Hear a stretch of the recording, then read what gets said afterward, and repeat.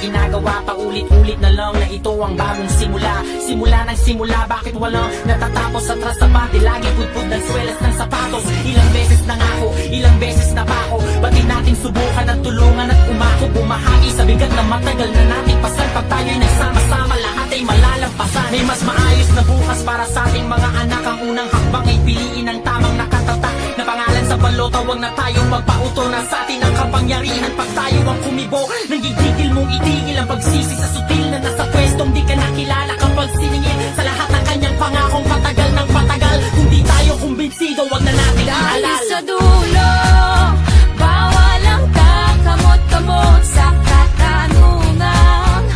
Harap-harap ang iabot, sinong pinili?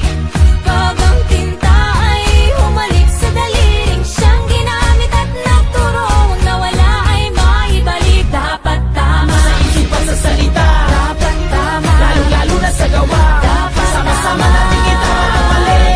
Nagtambayan natin makabangon muli. dapat tama, Sa isip at sa salita, dapat tama, lalo-lalo na sa gawa. Sama-sama natin itama ang mali. Nagtambayan natin makabangon muli. dapat Itama natin ang gabay, huwag na tayo magreklamo. Itaas sa kamay ng gusto ng pag-asenso. Balikat na magkakbay, hindi tayo susuko. Malakas na boses, sabay-sabay mga itama natin ang gabay, huwag na tayo magreklamo. Itaas sa kamay ng gusto ng pag-asenso. Balikat na magkakbay, hindi tayo susuko.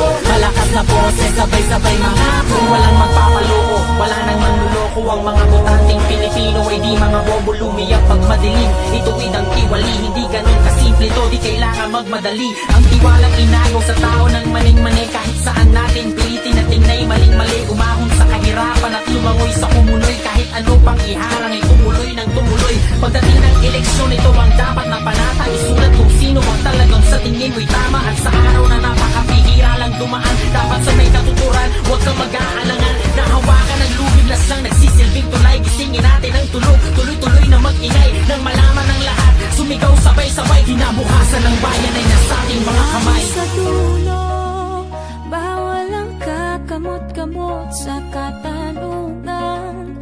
Harap-harap ang iaabot, sinong